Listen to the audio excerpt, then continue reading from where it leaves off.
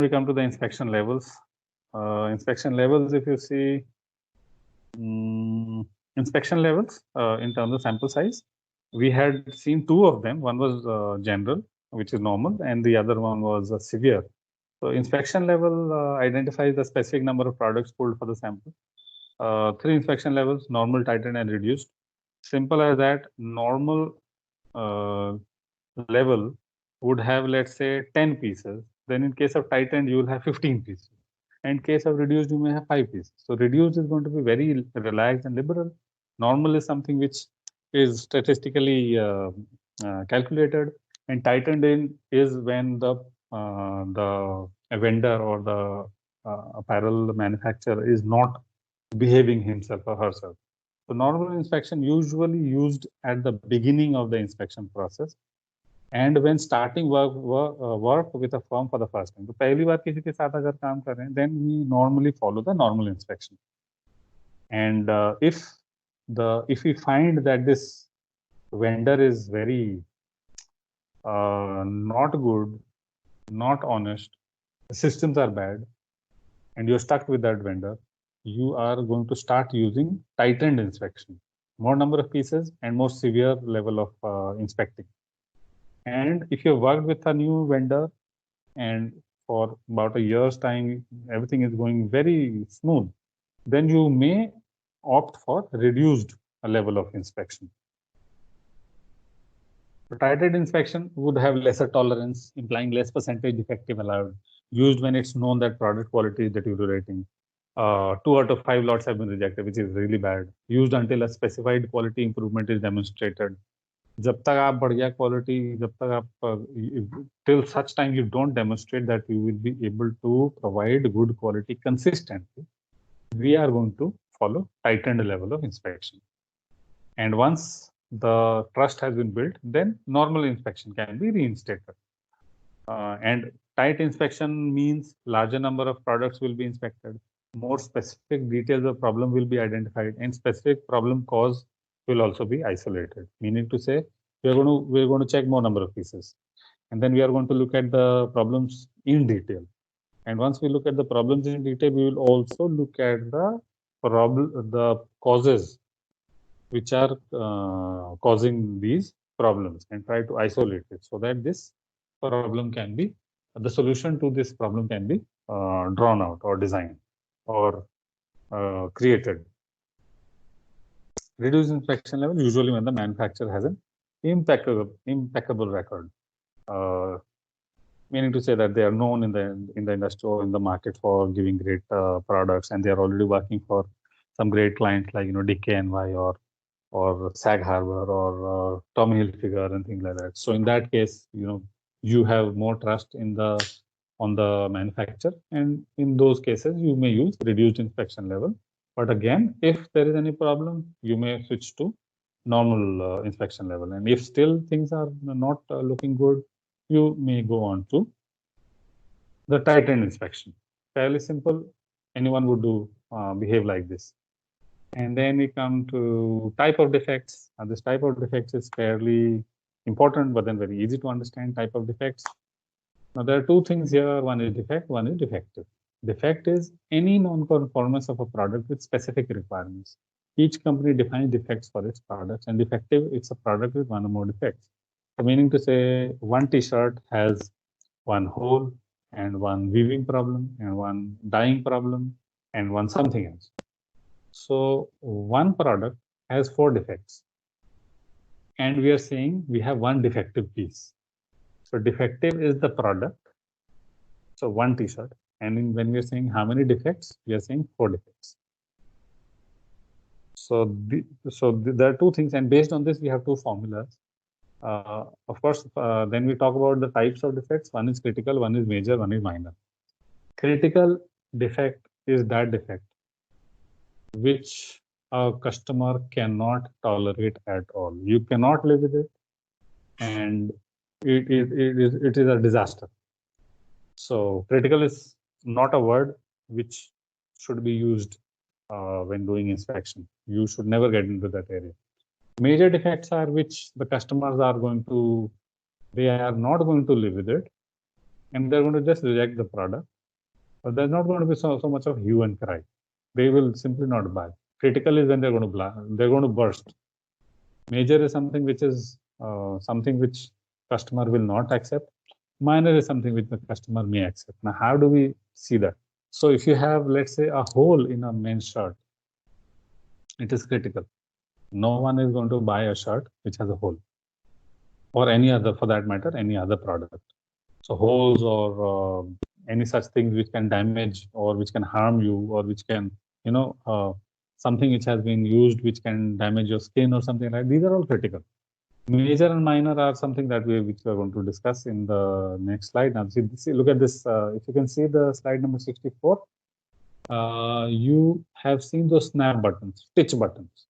So when you see these in the photograph, these are the parts of the stitch button or the snap button. If you can see those sharp things coming out, those are the tooth which clasps that top part of the snap button. Now, if that clasp does not bend like a stapler and one of them stays outside, you can actually see it after the button has been attached to the garment, and it is a pointed thing coming out which will very easily pierce your skin and draw out blood. If this thing happens, and if it goes into the hands of the customer, and then the customer, accidentally, hurts himself or herself, that's going to be it, and your brand will be taken for a ride, will be taken to the court. So critical defects are super dangerous, results in hazardous or unsafe conditions for consumers, in terms of usage or in terms of maintaining or depending on the product. Example, ring snap buttons with sharp clamps jutting out, or let's say latex gloves for medical personnel. So, today health workers working in corona environment, and the gloves that they're using, if it has a hole or something like that, they can very easily be infected because of this. Now, this is a critical defect. In case of children's sleepwear, flammability is a critical defect. Children going to sleep just in case aag lag gayi, and that from the fire which is there in the house, the children's sleeper also catches fire, then it may lead to death of the children. So flammability is a big issue. It's a critical issue. You have to be able to create such product whose flammability is much below the critical level. And some companies define critical defect as a defect due to which product can't be sold at the maximum retail price. This is a very vague method of defining critical defect. There are many more definitions of critical defect. Each company can define their critical defects in their own words. So critical defect is something which you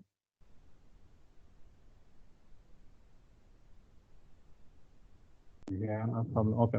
So critical defects is something that might as well you stay away from that. Should never. Okay. And we go to slide number 65, major defects. Major defects which adversely affect the appearance of the product or its function and performance. For example, and there are a lot of examples that we'll discuss in the subsequent slides. For now, one of the example is mitering at the center front. Mitering is the matching of the horizontal stripes. In case it is a check shirt or a horizontal stripe shirt, or which has a front opening, something like that. And mitering could also be in terms of vertical stripes and horizontal stripes, which are whether the vertical and horizontal stripes of the pocket matches with the vertical and horizontal stripes of the body of the shirt. So mitering is one thing which falls under major defects. Then closures malfunctioning. Your zipper gets stuck in between, or when you put on the button hole is so big that the button keeps on coming out. That is a major defect. And suppose you had a raincoat that allows passage of water. So wear a raincoat and water is seeping inside. So what kind of a raincoat is that? So these are major defects. Few of the examples. Minor defects, okay, can live with it. Does not affect the usability of a product. You can use the product.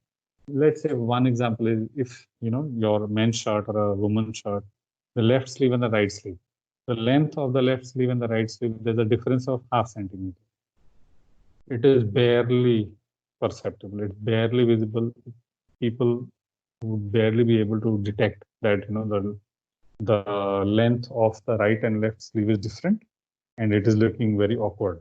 So it's a minor thing, and you can live with it. You won't even know about it until you measure it. And honestly speaking, whatever shots you or me, whatever shots we have ever bought, we have never measured it. Okay. Different companies describe defects differently.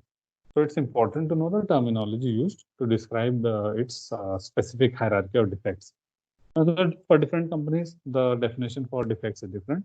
And especially if let's say you're talking about designer labels like a Paul Smith or an Armani, for them, uh, a minor defect for Walmart could be a major defect for Armani. So, uh, it's a matter of nomenclature. It is highly advisable that whenever you are starting work with any organization, you should know if when they're saying minor defect, what does it mean? When they say major defect, what does it mean? So that even before you take orders from the clients or the customers or the buyers, you are clearly aware what are you going to be up against and whether you'll be able to satisfy them with the product quality or not. And of course, one important thing is that the location of a defect determines its severity. Defect किस जगह पर है उस पर भी depend करता है कि वो जो डिफेक्ट है वो मेजर है या minor. So for example, slub, which is a weaving defect. So if there is a weaving defect in a pocket lining, the pocket bag that you have, you have a pocket in your pant, so the pocket is inside. So that pocket, the textile material with which the pocket bag has been made. So in that, if there is some weaving defect, how does it matter? It's not visible, not even to the person who's wearing it. So that may fall under minor. But then if that same slub or the textile defect at the center front near the collar, it is a major defect and I'm not going to buy it and I can't be wearing such kind of shirts to the office, which, and it is, the defect is at such an area which is visible to everyone, including me. So that same defect is minor because it's in the pocket lining, and it is major because it is near the collar, close to my face, which is highly visible. So to make it a little more clear and lucid, you can see these pictures: knit pants, shorts, and slacks zone charts. Now, if you look at the first one, which is slacks, knit pants. So there is 1, 2, and 3. 1 is the area which is major. Now the left sketch is front and the right sketch is back. So anything which is in the front is major.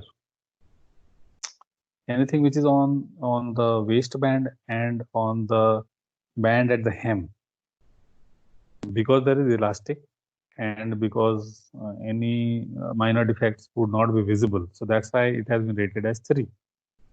And the defect which is in the front, which would be categorized as major, if the same thing is there at the back, it may be categorized as minor. So front is always something which is more critical. So front means no one wants to tolerate any kind of nonsense. Backside still, you can live with the minor defects. So similar to the knit pant, you can see the shorts. Front, most of the area is 1. Back, most of the area is 2. And 3 is your waistband. You go to slide number 68. Again, for the men's shirt, very important. You see the sleeve, front part of the sleeve, the cuff. Cuff is super critical. Sleeve, front side is critical. Of course, when you're wearing the shirt, your chest is very critical. But as we go to the navel level, then it's a little less visible, and it falls under number 2, which is not so critical. And the bottom, which is normally tucked inside the trouser, that is 3, because whatever minor flaws may be there, if it is tucked inside, it's not visible neither to the wearer nor to the others, and therefore it has been categorized as 3. And similarly for the back side. So something which is close to the shoulder, very visible, is 1. You go a little below, midriff, that is 2, something which is tucked inside, that is 3. So these are the product zones. This is like, 1 is critical, 2 is major, and 3 is minor. So when you say 1, 2, 3, accordingly, the defect occurrence, even a minor defect occurring at one zone is a major defect. Occurring at 2 is a minor defect, and occurring at 3 is like we can live with it. Again, a minor defect, which is acceptable quality level. Most of the elements of acceptable quality level we have already done in the sampling section. And now, EQL, why is it important? It's important because it helps establish acceptance levels. What is the quality that you are going to accept? So when AQL helps you to mention that quality level in 3 terms: critical, major, and minor, and that too in terms of numbers. How many quantities or how many occurrences, till how many occurrences it will be acceptable, and beyond which it will be rejected. And it also tells you that whatever is the total size of the order, how many out of those will be taken out for inspection. Now, AQL is a critical concept in identifying the point at which a sample's lack of adherence to standard and specification is so extreme that the lot becomes unacceptable to the buyer. So when we say that I'm not going to accept any defects, it is not possible to make any garment without defects. Some or the other, major or minor defect, will be there. So because it's an imperfect science, so everyone knows that. So what becomes tricky is that how much, till what level are you going to accept? So therefore, in objective terms, in numbers, absolute numbers, you have to state that this much is going to be unacceptable. Now, AQL defines the maximum number of defects or defectives based on a specified number of units or products that is allowed within the sample before the lot is rejected. This is what we saw in the previous section of sampling. So AQL defines the number of defects or defectives, and the difference between defects and defectives is that number of defects are the individual occurrences of the defects, whereas defectives are the number of pieces or number of units of garments found to be defective. So there are 2 ways to define AQL. One is percentage defective and the other is defects per 100 units. So please remember defect and defective. Defect is the defect, and one defective product may have 3 or 4 defects. So when we are saying 2 ways to define AQL, one is percentage defective. Defective is the product, and second is defects per 100 units. So defects is the number of individual occurrences of defects. We'll take the first one, percentage defect. Percentage defective is equal to E into 100 divided by U, which means total number of defective pieces in 100 checked garments, where E is number of defectives and U is the number of units inspected. So in this case, what we are saying is, let's say the total number of pieces is 100. And out of checking 100 pieces, the inspector comes back and says, sir, these 5 t-shirts are defective. So your PD, percentage defective, is 5 into 100 divided by 100, which is 5%.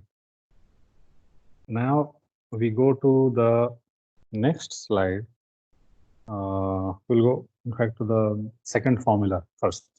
Defects per 100 units. In this case, again, let's say the example of the same 100 t-shirts. Now, defects per 100 units is equal to E into 100 divided by U, where E is the total number of defects, not the total number of defectives, and U is the number of units inspected. So your U is 100 t-shirts. 100 t-shirts have been checked, and the inspector, you ask the inspector that how many defects are there. So the inspector says, sir, these are the 5 t-shirts which are defective, But in each t-shirt, there are at least 5 defects. So the total number of defects, there are 5 t-shirts, defective t-shirts, and each of them have 5 defects. So there are 25 defects in this entire shipment of 100 t-shirts. So the same shipment, 100 t-shirts, your DHU, defects per 100 unit, is equal to total number of defects is 25 into 100 divided by 100, which is 25. So in this case, your defects per 100 unit is equal to 25, same shipment, whereas the percentage defective is 5, because only 5 t-shirts have been found to be defective. So which one would you like to go with? Now, in case of percentage defective, it is less exacting criteria, although it is less costly. Less exacting criteria because your dialogue is, you simply say, भाई कितने T-shirt reject है ये बता दो, एक T-shirt में कितने सारे डिफेक्ट्स हैं उससे मुझे मतलब नहीं, आप कितने टी-शर्ट मुझे सही दे सकते, that is percentage defective. So it's a lower cost and it is less strict, less exacting criteria. It is used in cases of processes or raw materials and components or products that have simple assembly and production requirements. So simple products, or in case of raw materials or components, or in case of processes. अगर processes देखने हैं तो if you have to evaluate the quality of the processes, and you have to see whether the process is acceptable or reject. So in those cases, we use this percentage defective. So example is material inspection, yeah, fused collar or cuffs. These are components. So in these cases, we can use percentage defective. Car mats made of composite material, which is simply cut and heat set. तो simple चीजें हो या components हो उसमें you do percentage defect, because एक collar में 2-3 defects हैं, no problem है, कितना कॉलर पर में दिक्कत है आप ये बता दो बस. So percentage defective is applicable or better suited for these conditions. Percentage, last line, percentage defective allows more defects before the lot is rejected. So because percentage defective means kitne pieces rejected. Now the buyer says if there are more than 10% percentage defective, I'm going to reject. So this means if there are 9 t-shirts which are defective, and there may be hundreds of problems within that 9 t-shirt, you're still going to accept it.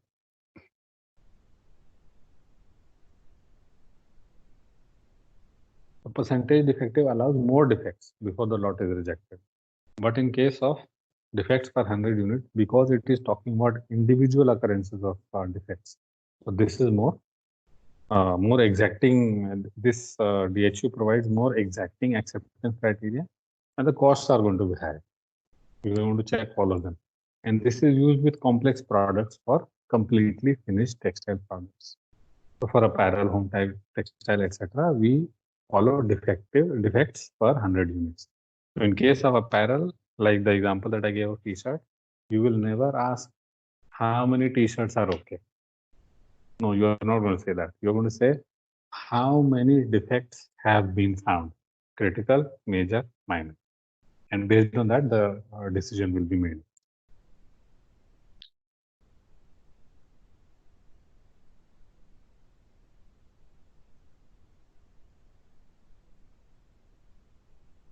Okay, so AQL. The AQL table indicates single sampling plans for normal, tightened, and reduced sampling plans. It includes the recommended batch or lot size, sample size, inspection level, direction for use, and acceptable or reject ranges. Example, production lot, if it is 500 pieces, sample is 20 pieces at normal inspection, and suppose AQL is 0.65. This is something that we have with the exercise that we have already done. So the same table now we are seeing it again. So if there are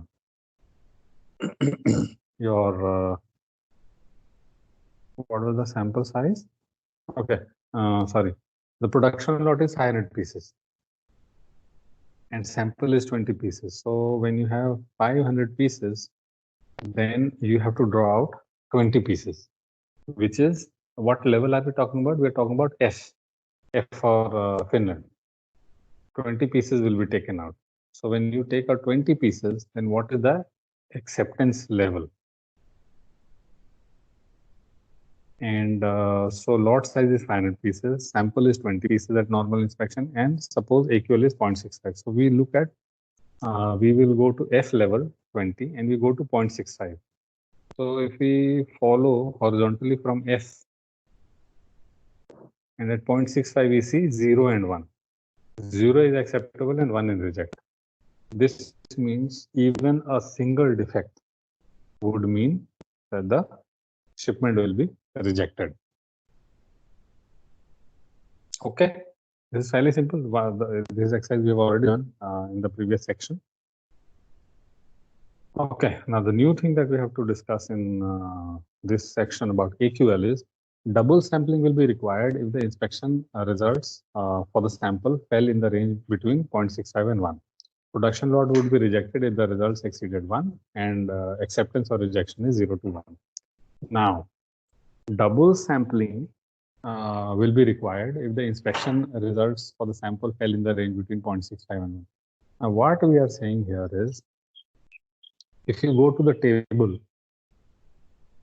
okay, and you see that the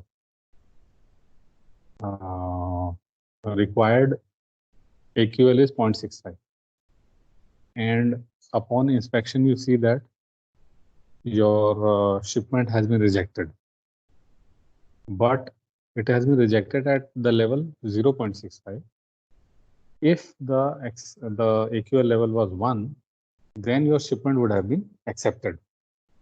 So if this happens, that at 0.65 you have been rejected, but at 1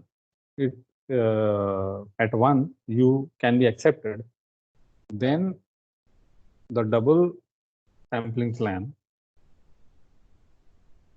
says that draw out new samples and do the inspection again, and then see whether the result is acceptable or not. So we'll look at the example, then it will be clearer what does double sampling mean. So in the next slide, if you see, let's say double sampling plan, your order size was such that you fell in the range of N for Nagpur.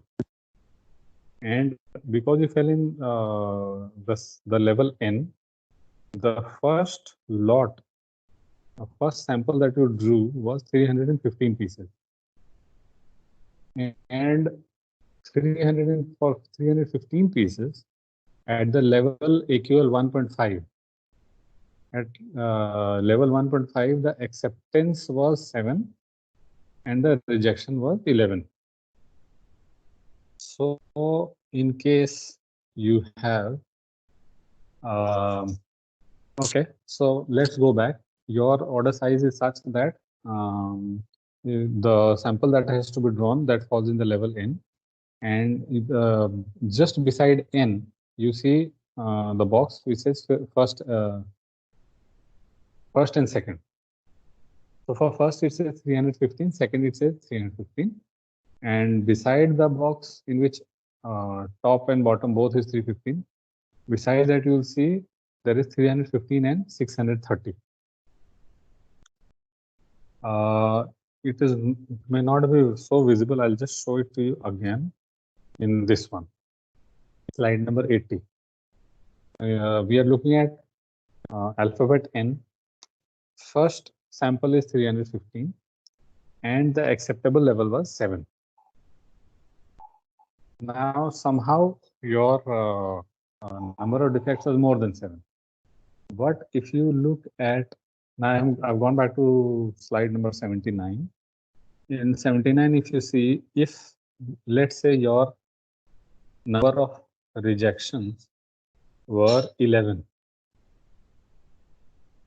Now, in case it is 11, at AQL level 1.5 you have failed because the highest allowed is 7. But if you look at 2.5, AQL 2.5, the highest allowed is 11, and you have 11 defects. So at 1.5 you are failed, but at 2.5 you are pass. So if this happens, then you will be given a second chance. Now, if the required was 7, the second level, if you go to 2.5, is 11, and suppose in the first chance itself, your number of defects is 15 or more than 11, then you are totally reject. We don't even have to go to the second drawing of samples. So in case you have more than 7 defects but less than 11 defects, you will be given a second chance. Now you go to the second. So you go back to n. Beside n, you can see second, and beside second, you will see 315. So now you take out another 315 pieces and do the inspection. Now you go to equal 1.5, and for the second level, second drawing of sample, you have this acceptance figure of 18 and rejection of 19. So first time you draw the samples, the number of rejection is more than 7. It is, let's say, 11. You take out another 315 pieces, you check again. Now the number of defects that were found in the first inspection plus the number of defects which are found in the second inspection. In total, if it is equal to 18 or less than 18, then your shipment is accepted. Otherwise, it will be rejected. So we'll go to slide number 81. Steps involved in sampling and developing acceptance levels are: how do we go ahead with the process? You determine the lot size, which is the table 1 that we saw. The lot size, for the lot size and the you determine the lot size. Then you select the inspection severity level, which is reduced, normal, or tightened. Then you select the sampling plan, which is single, double, or multiple. We have discussed single also in the sampling section and double in the AQL section. Multiple is not required as of now, but then just like we do double, accordingly we can do the triple one or multiple also. So determine the lot size, selection, inspection level, select sampling plan. Then fourth is determine the sample size and acceptance level. So sample size will come from the table, acceptance level will come from the buyer. Then you select the sample. As an inspector, you have to select the samples, inspect the sample, make the table, and put in all the details. And then you can see that for critical, for major, and for minor, whether the number of defects that have been found is less than the tolerance level. If it is less than the tolerance level, then you give the OK to shipment and give your comments. And then you write the report, and then you can give the one copy to the buyer and one copy to the exporter or the manufacturer. So that's what we have in slide 81. And in slide 82, we have merchandiser sampling revisited. Some buyers require a specific type of sample for initial analysis. Now, again, if you remember, as a merchandiser, when you are executing an order, so initially you have to send a lot of samples for approval. Fit sample for fit, and then size set for different sizes, and then pre-production sample, etc., etc. So those are again a part of the sampling process. Some buyers require a specific type of sample for initial analysis. Example, a buyer may ask for a particular size or color sample. Thus, the buyer may ask the following samples. Meaning to say, almost all the buyer will ask one size in medium for appearance analysis. So if I just want to check the appearance, I will ask you to at least send me one piece in medium size. And if I want to check the appearance of all the colors, then I would say that please send me one size, one piece in medium size in all the colors, so that I can put it on the dress form and then see whether the appearance is okay or not. Then the second one is two sample garments per size for fit analysis. So if the order is in small, medium, large, I would want to see at least one garment in each of the sizes. Only then I'll be able to evaluate whether the fit is correct or not as per my satisfaction. And we go to the 83rd slide. The buyer may also ask for 3 sample garment for performance assessment. Now, if you remember in the last session, we had talked about GPT, garment package testing, where we said that you have to send 3 sample garments to the lab for checking of the garment performance. One garment is kept as it is, the other two are subjected to all kinds of tests and other things, and then compared with the original piece to see whether the garments are able to perform as per the desired level of the buyer. And the buyer may also ask 3 color submits to check for color matching, meaning to say that if the buyer has given you a color standard for, let's say, yellow, then the buyer expects that when you are getting the lab dips, getting the colors developed, give me at least 3 options from which I'm going to choose. The second point, third is 2 to 3 yards of production fabric for FPT. So for GPT, garment package testing, you have to send 3 samples to the lab. In case of FPT, fabric package testing, you have to send at least 2 to 3 meters of production fabric, actual fabric in which the bulk will be made. These 2 to 3 meters of fabric has to be given to the lab for testing.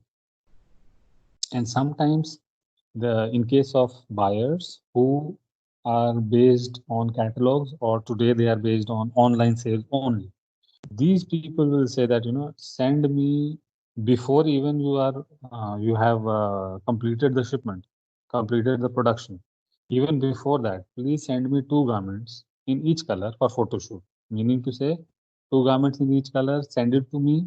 And let's say I'm sitting in Spain. You have sent it to me. I'm going to get the photo shoot done. So by the time the production has been done, the photo shoot is already been done and the pictures have been uploaded onto the website. So that's why when people who are selling online, they tend to ask for garments for the photo shoot. So this brings us to the end of this session.